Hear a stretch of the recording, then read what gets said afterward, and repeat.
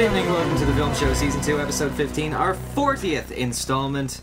My name is Breffni and Sullivan, and joining me this week is Mr. John Hozier-Byrne. Hello, Internet. And Mr. Aidan Duffy. Hello, this is the voice of the aforementioned Aidan Duffy. That's a nice tagline.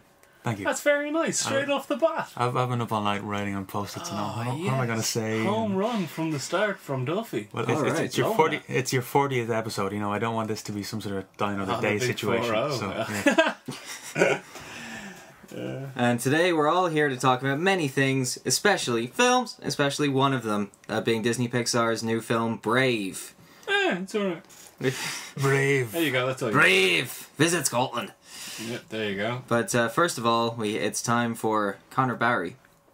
And Conor Barry's Trailer Park. I'm Conor Barry. Oh, you should come to my trailer park. Here are some films.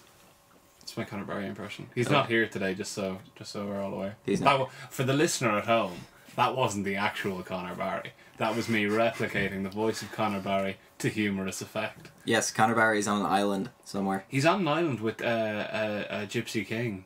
Not like the lad, not Hotel California, like that kind of Gypsy King. Like he's this strange island where he gets off the island and then the king of the travellers of the island meets you and plays the accordion for you. So, yeah, so our international listeners, that's what Ireland is like. Come on down. Anyway, yeah, Conor Barry's Trailer Park.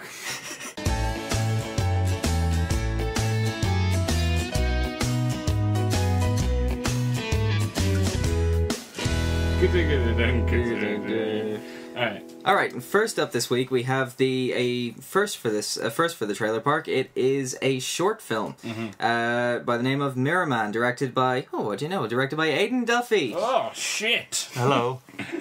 He's here. He's here. We got him. It's a great honour to be the first, well, not just the first short trailer, but the first director of the trailer to be in the park, so to speak. In the rockin' in the park. In the park. Love it. Yeah, so you directed, you wrote, you produced. Yes. You even starred in. Yes. Mirrorman. Yes. Right, would you like to tell us a little bit about it? Yeah. Introduce your film and then we'll go to the clip. Okay, well, yeah, we're going to play a short clip from Mirrorman. It's a little bit strange. The title character of Mirrorman doesn't actually speak. He just sort of hums according to his emotion. So, yeah, we're just going to play a short That's clip. not the weirdest thing about Mirrorman, to be fair. He also has the face of a mirror. Yeah, okay, yeah. I mean, the official, marketing, gist would be a boy born with a mirror for a face becomes an artist and finds love in this modern-day fable. His mother is from Earth, but his father is from a planet 19 light years away. And his name is Aaron, but the world will come to know him as Mirrorman. And here's a clip. Okay, here's a clip where you'll hear Rachel May Brady as Portia talking to Aaron, who is Mirrorman. So, can I ask, where are you from?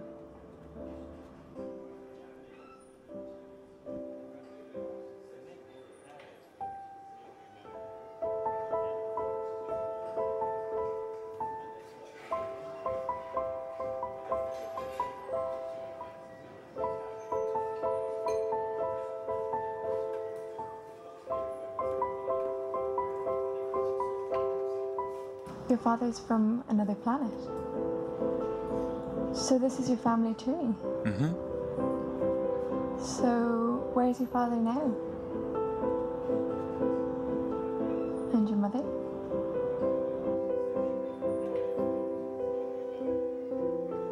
Alright, that was a clip. Now, it's worth noting, this just isn't any short film. This is premiered in Cannes.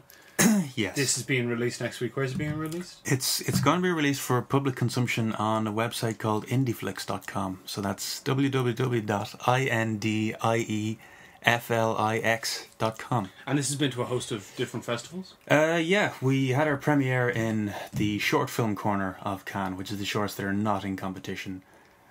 So there's about 2,000 shorts from around the world. 9 Irish ones got in 2011. And just the thing happened to be, we finished it just in time for Cannes, and we thought, when we're entering into festivals, it's a good enough place to start. Absolutely. And so yeah, you enter, and it's very fair with the short film corner in that you pay, there's €95 application fee, which sounds like a lot, but if you don't get in, if they decide that you're not good enough, that gets refunded to you. Oh, that's pretty good. That's pretty sound, actually. Yeah, so basically it's an event which is funded by the people who get in, not by the people who don't get in, which is unfortunately how a lot of film festivals are funded, which is a pity. But yeah. But, yeah, suffice to say, it's done extraordinarily well. It's a short film. Yeah, I guess you could say that. I mean, it's... All other short films cower in comparison. Well, I don't know and about that. Vomit on their own discs. On their own shoes. Yeah, exactly. Yeah, it's an unfunded film, I should clarify. You know, we applied for funding, didn't get it, and, you know, when that happens, this goes for all you budding filmmakers out there, you've just, you've got to put your money where your mouth is. And so I did. Cast and crew didn't get paid. I was blessed with my very talented collaborators, cast and crew, and yeah, we premiered in Cannes. We've been to accepted in a film festival in Mumbai in India. We've also we'll be playing in Budapest in September, and there is the World Kids International Film Festival in Mumbai accepted it, and they've also accepted it into an educational program which they do. They tour around places, so that's the Asian premiere taken care of. So the film is, you know, it's a year old now, so it's kind of winding down. You know, a lot of film festivals, they're really only looking for work in the last year, just you know, to make room for the next cycle. And yeah, we got a distributor in the website indieflix.com, so you'll be able to subscribe there for a month for $6.99, which is what, about €6. And so for a month you can watch like dozens of short films from people, and then, you know, you can subscribe again for another month, or you can, you know, there's discount if you want to subscribe for a year. And, you know, the profits that come from the film, some of it trickles back to the people who made the film, which hopefully, you know, they can put towards their next film. So yeah, if you want to help the next generation of talent for less than, you know, half the price of what you would pay to a normal feature film in the cinema, you can subscribe. That's fantastic. Yep. And tell us now, I mean, we were talking about it before you went on, but I mean, some of the shots in this are absolutely gorgeous. Like, well, firstly, the weather is very, very nice for the main shot. I'm amazed you got that in Ireland. Yeah, but just aesthetically, I mean, the whole thing is put together fantastically. Yeah, I mean, storyboarding, like, this is my third short film. My first two, I was happy enough for, you know, the age that I was when I did them. Like, I graduated in college 2005. I did a bit of journalism, a bit of film, and I made a film at the end of that year. I made another one the following year, and then you know, spent a lot of time just watching films and trying to just increase my knowledge. And with Mirrorman, because he's born with a mirror for a face, it grows to the size of a full-length mirror.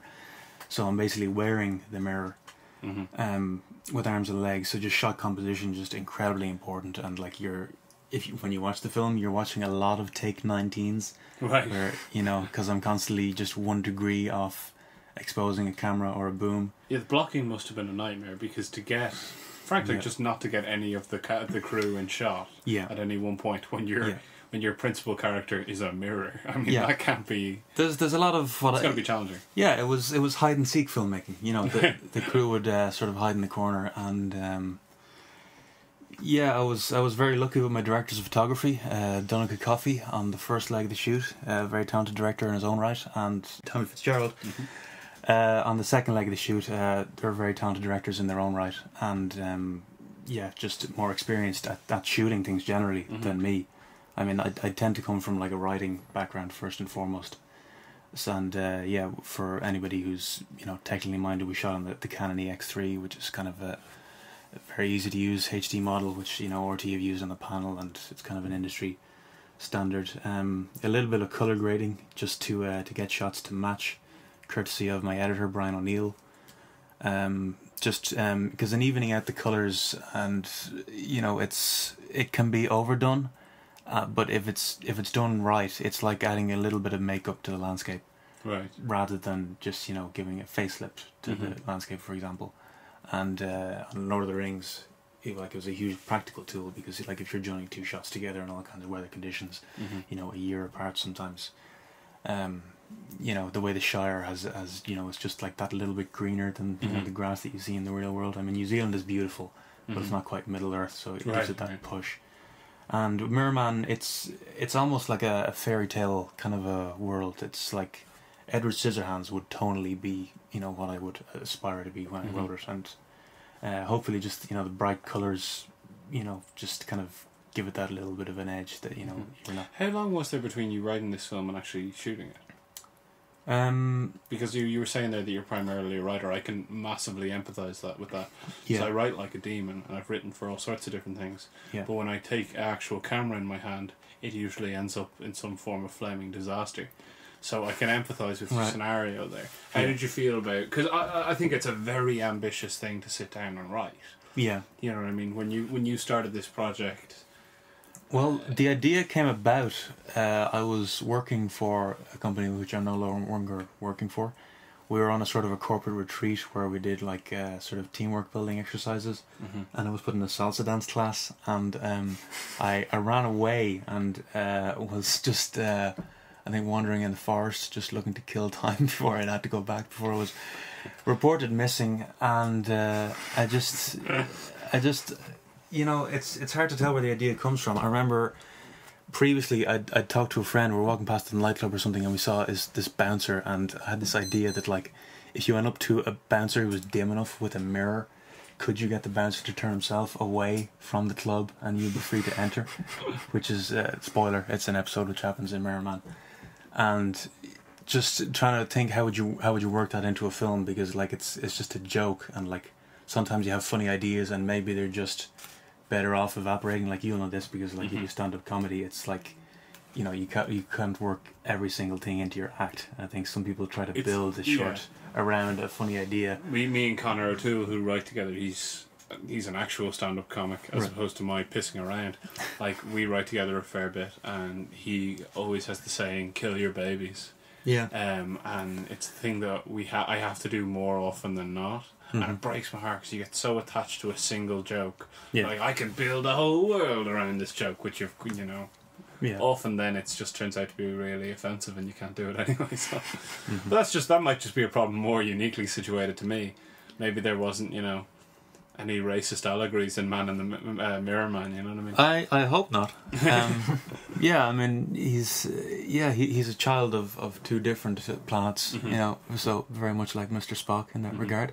So, yeah. There's no messages of racial purity. I hope it isn't taken out of context or anything like that.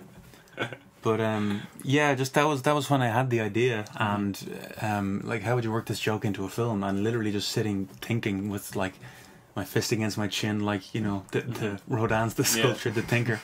And I thought, what if you've got a guy who's actually doing that pose with a mirror for a face? And I thought, yeah, maybe if you could build like an elastic enough world around that like this is a world where it's not like E.T. takes place in a very realistic world, where like if an alien showed up, you know, the government, NASA would be there, he'd be shut off, he'd be like decontaminated. You know, E.T. takes place in a much more realistic world than something like I don't know, Edward Scissorhands or any kind of fairy tale. I mean, it's a fantasy film, like it has a science fiction edge to it, just because I like science fiction. I thought, if he looks kind of like a guy but kind of like a mirror, how did he get like that? So his father's from this sort of silvery reflective race, and you know, I've heard you talk about this, where you like, you know, little explanations as to how things work in the world, and you really can't do that in a short film. But no, of course. But there's like elaborate backstories that I have that like. I think that's an issue of tone. Like, that exact problem for me is if your tone in the film, which is realistic, then, I would maybe say like some of the more esoteric Terry Gilliam, maybe. Yeah, I can live with that. Yeah, something like that, right? Like Mirrorman. That's fine, because it's just this is the world, here you go, and it's like you're presenting immediately a novel character who, I mean, there's you immediately accept there's more metaphor in there than literal. Here's a guy with a mirror for a face. With something like we talked about In Time as a good example of that. Like, that's just a very literal conceit of how the world has changed. You're like, well, that's not well enough. Or no, wait, that was the one that was actually quite well explained. Wait, no, it wasn't. No, it wasn't. Never mind. Anyway, that was shy. About the 1% versus the 99%, that kind of thing. For the love of God. Well, I mean, obviously there was a significant capitalist narrative running through that. Yeah. But I just feel, I guess that's fine because that came out early enough in that sort of period. Right. But I feel like we were talking about Cosmopolis earlier on. Once that sort of civic rebellion became the hot topic. Yeah. They were reworking, a lot of films were reworked, or at least the trailers and marketing behind them was reworked to be like, yeah, fuck those guys, the rich people, they're the worst. And it just seems really lame, and an attempt to grab a very, like, it's literally like licking your finger and sticking it in the air and seeing which way the wind is blowing. Do you know what I mean? Yeah. So you we might be a little bit off topic now. Well, but you know, this is largely how the show works. Yeah. Okay. Yeah. We go for a ramble. Mm-hmm. No, I know what you mean in that, like, it's very easy to every story is kind of like about, one guy or one girl sort of against the odds. You can just make that into whatever you feel like. And well, in terms of Mirrorman's kind of like that in that, he doesn't get, accepted by people maybe as much as he could. And like the script is very dialogue heavy, and like the fact that there's kind of a love story thread to it, which kind of, it did a complete 180 from when it started off. The idea was that his girlfriend would be an incredibly vain woman, obviously. It's brilliant. Yeah, everybody said it was brilliant, but it was just like it'd be difficult to spring that out. But it's too complex, and I thought, like, well, if you actually just have somebody who actually cares for him all the way through, because you can kind of do that without a lot of dialogue. You can kind of just do it with looks and stuff like that. So yeah, the character of Portia just changed completely. Who you heard there, and she's played by a very talented actress, Rachel May Brady, who you heard in the clip. And just in writing the script, and I don't want to get too far into spoiler territory, but in terms of wrapping it up and giving it an emotional kind of thing, there's a slight dance scene which seemed kind of appropriate, that the character was conceived when I ran away from a dance class. So and in playing the part as well, I mean, I can't dance when I don't have a mirror strapped to my body, and I can't can see what I'm doing. But Rachel's a very good dancer, so I was in good hands for that. And Now, was she named Portia as a reference to Merchant of Venice because of all the race subtext in Mirrorman? She originally was called Portia because she was from like a family of artists, and like her parents were kind of pretentious. Because somebody's name will tell you a lot about their parents and their parents' tastes. I met a girl in Berlin who was she was a female drummer from Paris. Yeah, and her name was Ophelia Tom Tom. I felt that was I mean, like, it said your parents must have been strange. She said, they love Shakespeare. And I was like, and then this is beside the point, but then I actually asked her to marry me, and she gave me a CD, which was quite nice. But there we go. That's a little aside. CD. Wow, that's strange. It's a different way of answering that question. Did you put it on your finger straight away? Or? Yeah, it's just very impractical engagement. The daughter of a playwright and a sat-nav designer, by the sounds of it. So anyway, Mirrorman, you can see the trailer on YouTube. You can see the trailer on YouTube. There is an official Facebook page. We're on IMDb. Just type in Mirrorman, all one word, into Google, please, with the safe search on. And you don't want to know.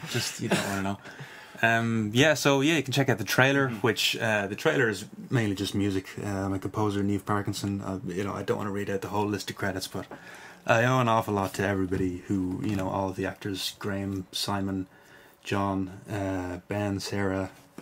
I am reading out the credits. Okay. Yeah, I'll try to wrap it up. But the trailer's out there, and indieflix.com is where you can see the film. It's 15 minutes long, and I think that's enough self-promotion. Well, with one day. With the fact that the director and writer is in the room as we speak, I give that a solid 5 megabytes. I'm going to give that 5 megabytes as well. I would say that we would heartily recommend checking this one out. Even if you just look at the trailer, just have a look at how beautifully this thing is shot. Then go to IndieFlix, spend some money, you cheap bastard.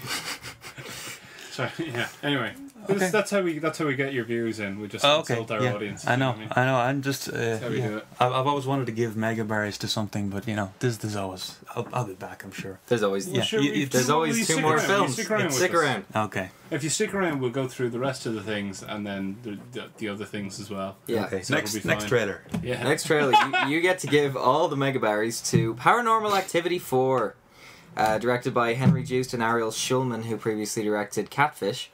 This is, I believe, the only direct sequel from the Paranormal Activity films. It takes place roughly 2 months, is it? 2 months or 2 weeks after the first one ends. The motion lights have been turning on and off every night. Yeah, right. Bet you it's gonna be that weird kid from across the street. Watch. Yeah, can you see him? What the hell? He's so creepy. What is he doing? Freaky, right? Yeah. What's going on? I don't know. It's weird. Alex, what's happening? I don't know. Front door open. Back door open. Alex, what's going on? Alex, What? is Alex...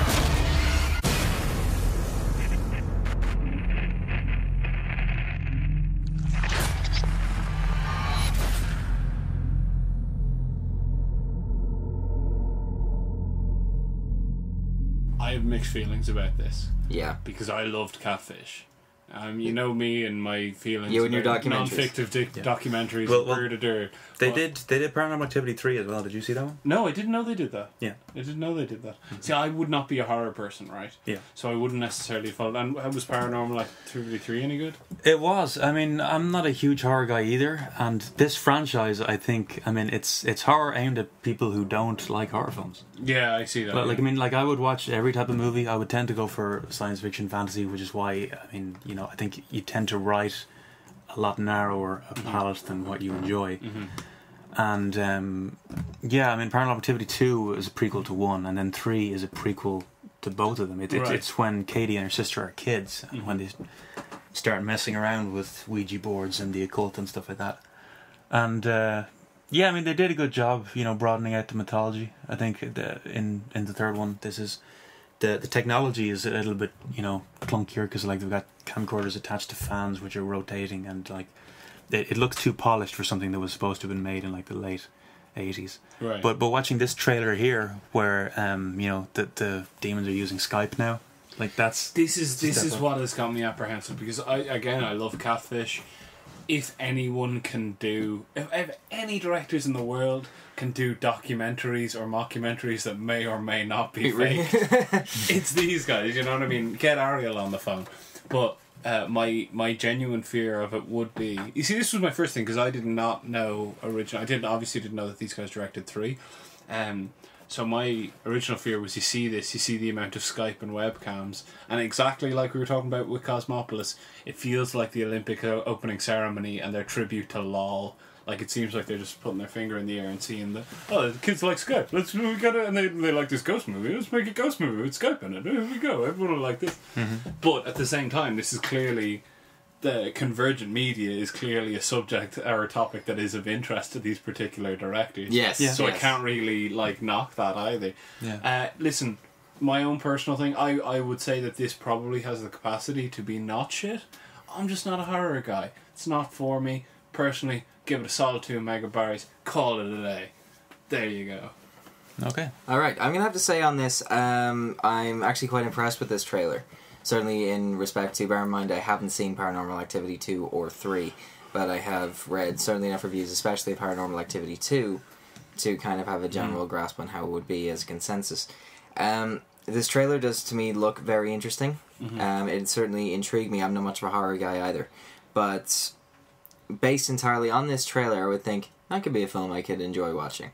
There's a little bit of apprehension because the further up in numbers you go at the end of a film, generally the riskier you get. Well, certainly in horror films. Certainly in horror films. Saw, everybody.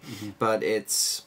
To me, this does interest me. I really hope it's quite good. I may go and see it. I think it's more likely one that I would rent at a later stage. But having said that, I personally like the look of it. I'm very fond of the 2 directors. I should probably go back and see Paranormal Activity 3. See, I don't know how I feel about using young girls. Like, she's obviously a particularly young girl. She looks like, she looks like an Amanda Seyfried type. That's what she reminded me of. Yeah. But like maybe a 16-year-old Amanda Seyfried, right?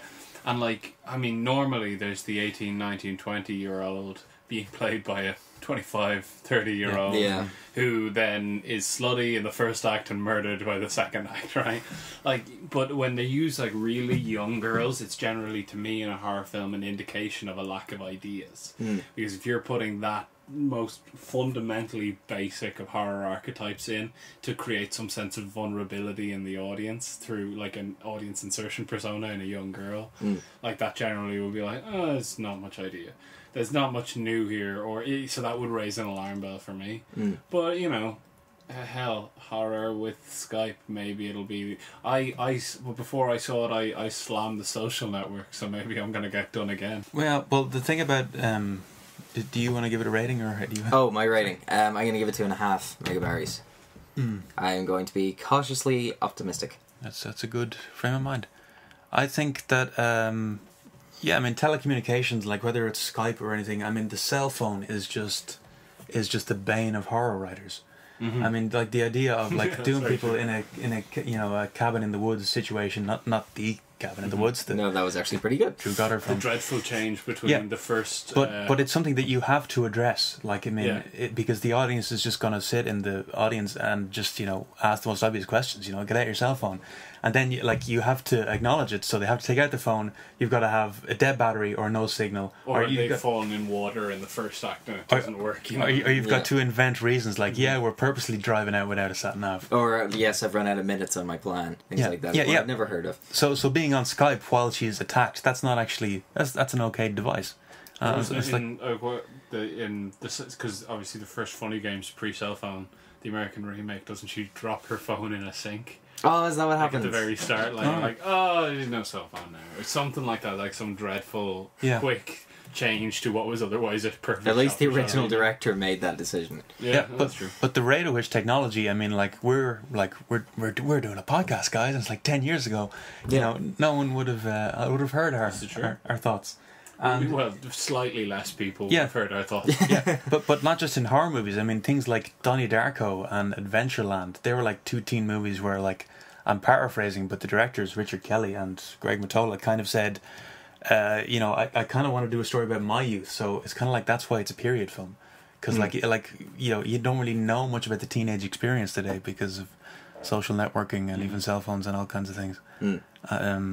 So it's I don't understand it, and what I don't understand terrifies me. So I don't like LOL, man. I am not looking forward to seeing LOL, but I know I have to out of professional obligation. But man,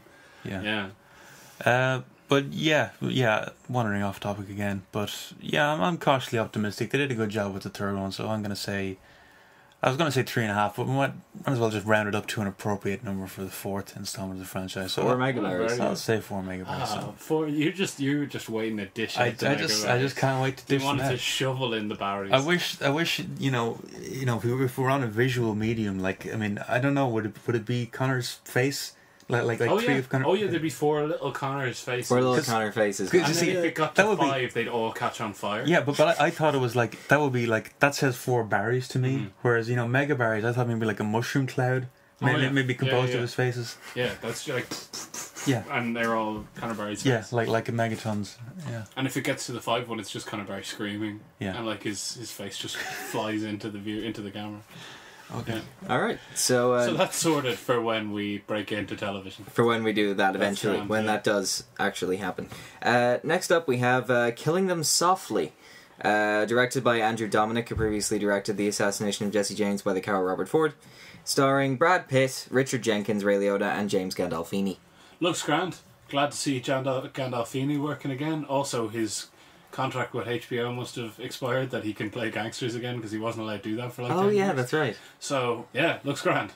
4 megabytes. Here's a clip.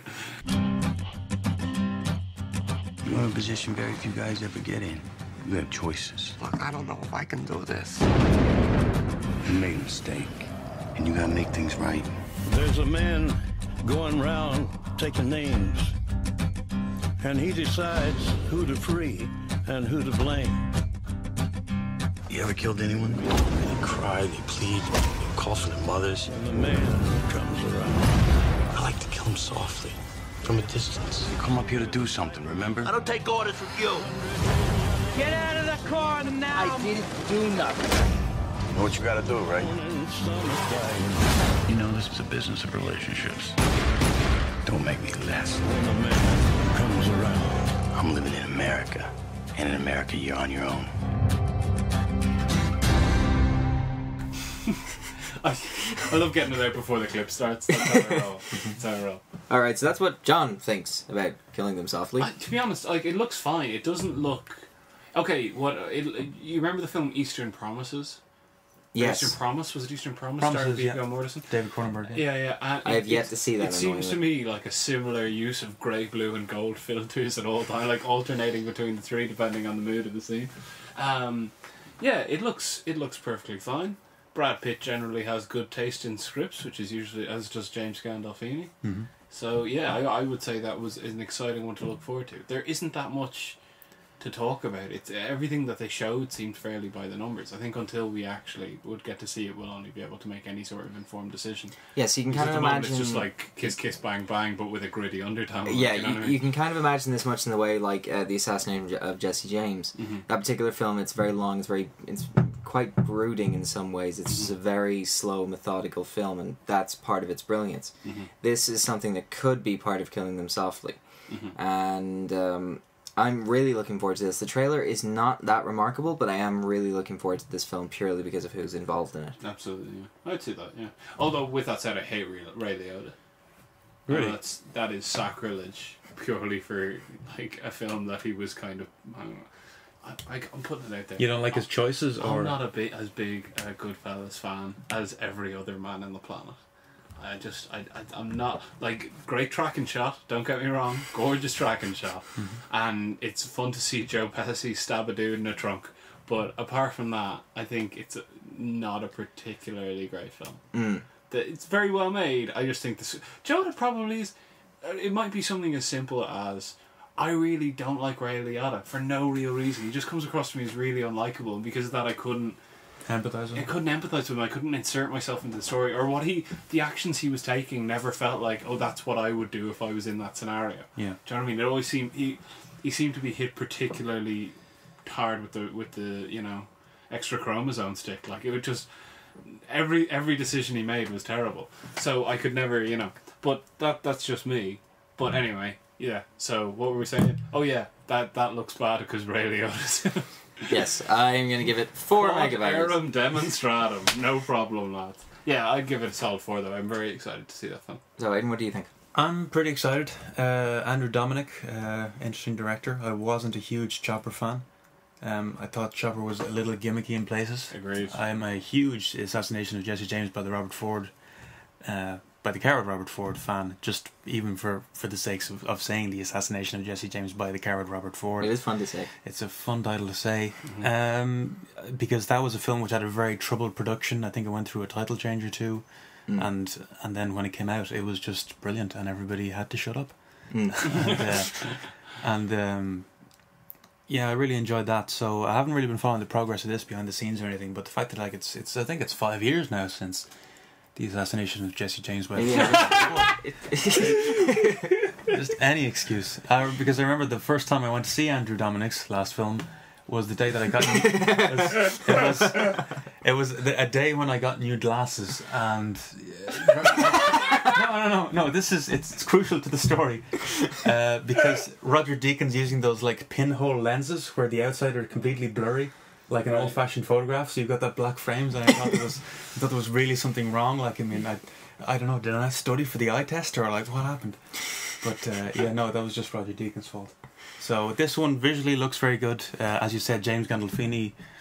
I can't wait to see him later on this year. David Chase, the creator of The Sopranos, has done a film called Not Fade Away, which is about a bunch of kids trying to start a band, and he plays the dad. And somebody on a blog pointed out that it's like the third Brad Pitt film where James Gandolfini has played a gangster, after like The Mexican and True Romance. That was it, True Romance. Even though Brad Pitt's James Gandolfini in True Romance. He is, yeah. He plays a hitman at some point. Of course, Brad Pitt's barely in that film, so it hardly counts as a Brad Pitt film. But yeah, I would go for 4 again. I know I'm being very diplomatic in my enthusiasm this week, but I'm looking forward to it. Just a few little things, like when the guys show up at Ray Liotta's house and they're smacking around the place, but you don't see the inside of the house. It just moves around the corner. That's a nice little... That was very nice. That was a nice touch. That's a nice flourish. And I think Andrew Dominik is good at those he was good at them in his last film. So, I'd look forward to more of those. I thought the composition of, what should we say, the final scene I thought was stunning. I would profoundly agree. Yeah. So, anyway, listen, so there you go. That was Conor Barry. And Conor Barry's Trailer Park. Everybody enjoy my Trailer Park. Hope you had a good time, Conor Barry. Conor Barry. Guitar music. Alright, so the big film of this week, ladies and gentlemen, is Brave, the new Disney Pixar film directed by Mark Andrews and Brenda Chapman, starring Kelly MacDonald, Robbie Coltrane, Billy Connolly, and Emma Thompson. Here's a clip. You're muttering. I don't mutter. Aye, you do. You mutter, lass, when something's troubling you. I blame you. Stubbornness. It's entirely from your side of the family. I take it the talk didn't go too well, then. I don't know what to do. Speak to her, dear. I do speak to her. She just doesn't listen. Come on, now.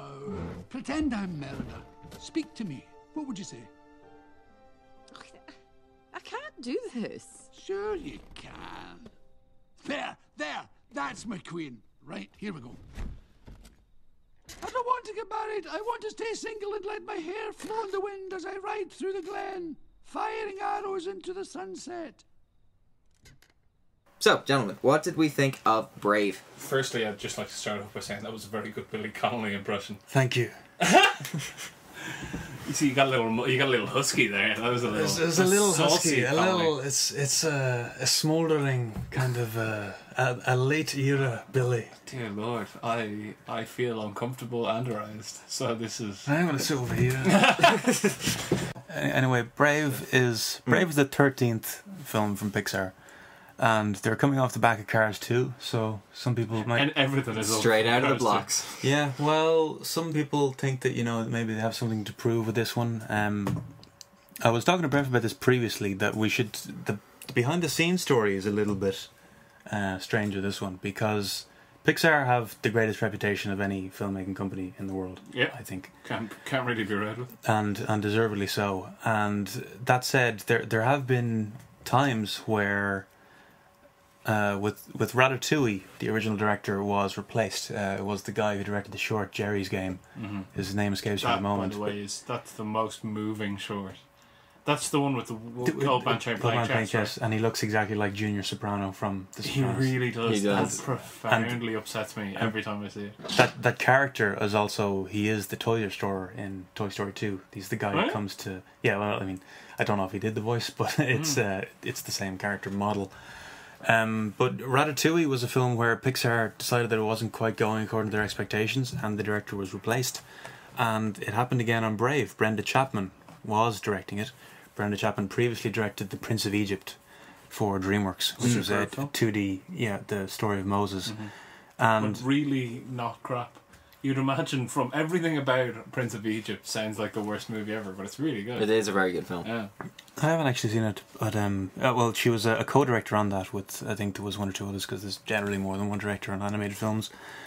Pixar took the decision to get Mark Chapman to finish this story and bring it over the finish line. Yeah. Mark Andrews, sorry. Yeah, Mark Chapman is the man who shot John Lennon, so that would have been quite a career Mark David turnaround. Chapman. Yeah. Yeah, I can't see Yoko agreeing to for that one. She doesn't have any clout in Pixar anymore. No, not much. So yeah, it's the second time that Pixar have replaced a director, and Pixar shelved an entire film called Newt, which was about two. That's right. It was about two lizards, one male and one female, who hated each other, and the survival of their species depended on them mating.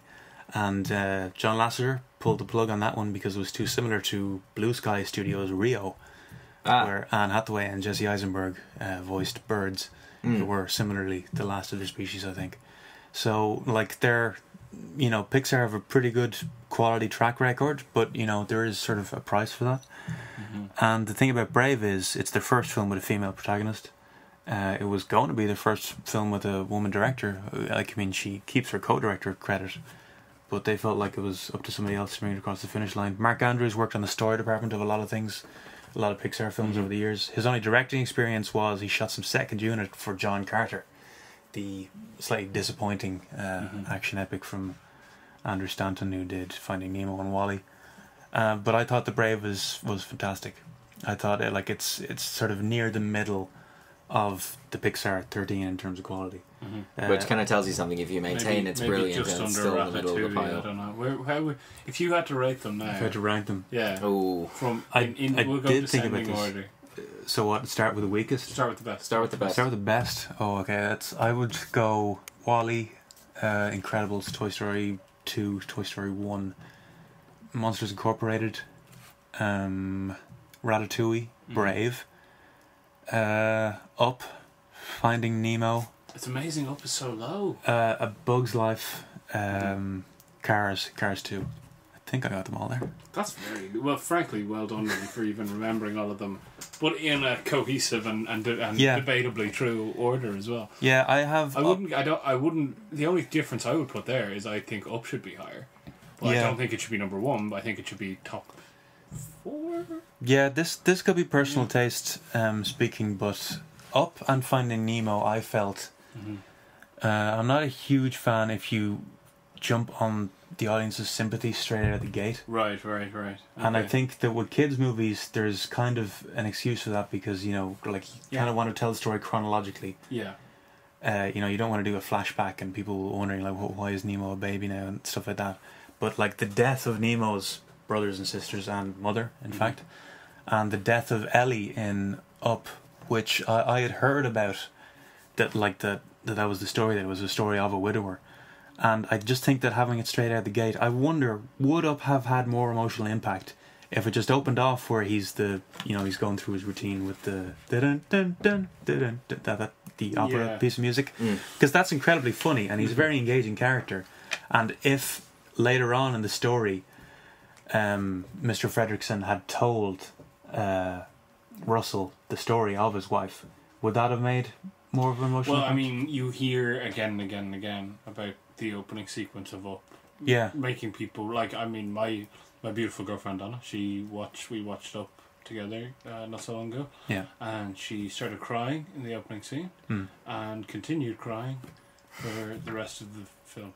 So you know, I mean, like it's a remarkably moving opening scene. So I get the importance of it, and also I get the classic Disney narrative of, and not even Disney, Hans Christian Andersen narrative of separating the children from their family or from their parents, and it's always usually like it's Simba or whatever, or it's Hansel and Gretel or whatever you want, and they sort of did the same thing but made the child an old man. You know what I mean? Yeah. So it was an interesting play on that.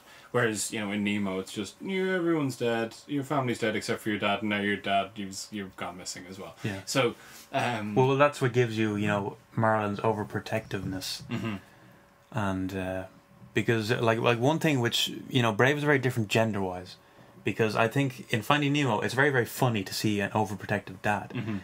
Seeing an overprotective mum, you wouldn't immediately, a completely different time. You wouldn't immediately get a laugh out of it, and because I think it's not nearly as relatable for some for a very unfortunate and not really logical reason. Yeah, there's a tone of when a father is overprotective, it's paternal and aspirational, but when a mother is overprotective, it's overbearing and domineering. You know what I mean? Like it's but there is the fact that like it makes the dad look a bit more feminine when he's doing, like when he's going, you know, hold my fin when they're crossing the stream of traffic.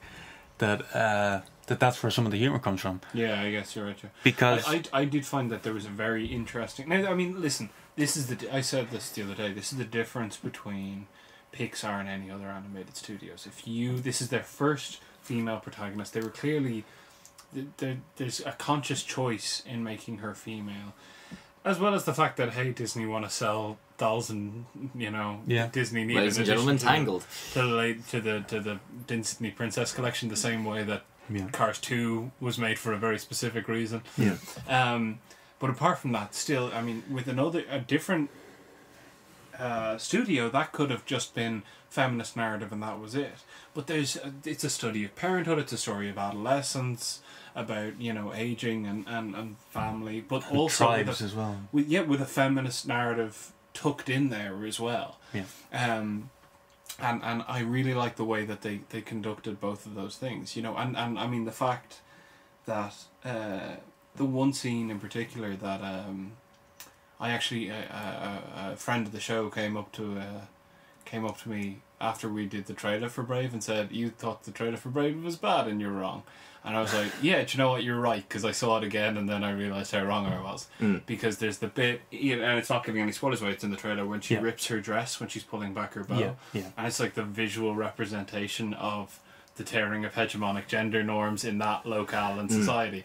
And like, that's beautiful visual storytelling. You know what I mean? Like, that's fantastic for me. So anyway, yeah, like I love the way that that's just subtly, it's not the driving force of the film, but it's just subtly going alongside the narrative, and I think it complements it brilliantly. Yeah, there's a transformation occurs in the film. The spell goes bad, and I don't think we should disclose it. No, we won't disclose it. But yeah, I mean, the parents, the fact that her relationship with her mother is, because there's an article which I read which is like, there's a test that you could do which like 80% of Hollywood films fail, which is apparently, do they have more than one major female character who talks, and do the two of them have a conversation that doesn't revolve around a man? Right. And it's actually amazing how many of them fail that test, and how many European films pass it, because I think in kids' films there's, you know, the immaturity of young boys, that's why, you know, a lot of sort of gender neutral characters like Wally or something, that, you know, they're sort of assumed to be boys, because I think girls will sit watching a boy's story much more readily than boys will. The other way around. Like, I mean, you even see the marketing whenever there is a female character, without exception, they're the tomboy archetype. Yeah, or like, not unlike the character in Brave. You know? Yeah, or like, yes. Or like Joanne Rowling, for instance, decided to rename herself J.K. because she didn't think that boys would read anything about a wizard written by someone called Joanne. So yeah, there's a bit of market research at play. Brave is incredibly funny. I mean, the trailers just was like, this is the world. You know, this is a medieval Scotland, and it's uproariously funny in places. I think it's, you know, it should be mentioned that Billy Connolly especially is pretty much the MVP of this film. I have to say, I don't think it was as I didn't know. I was a bit hungover as well, and I was watching at 10 in the morning. So maybe that's going against me. Maybe I'll see it again and I'll completely rethink my position. I didn't think it was as funny as Pixar's other films. What? That's just my opinion.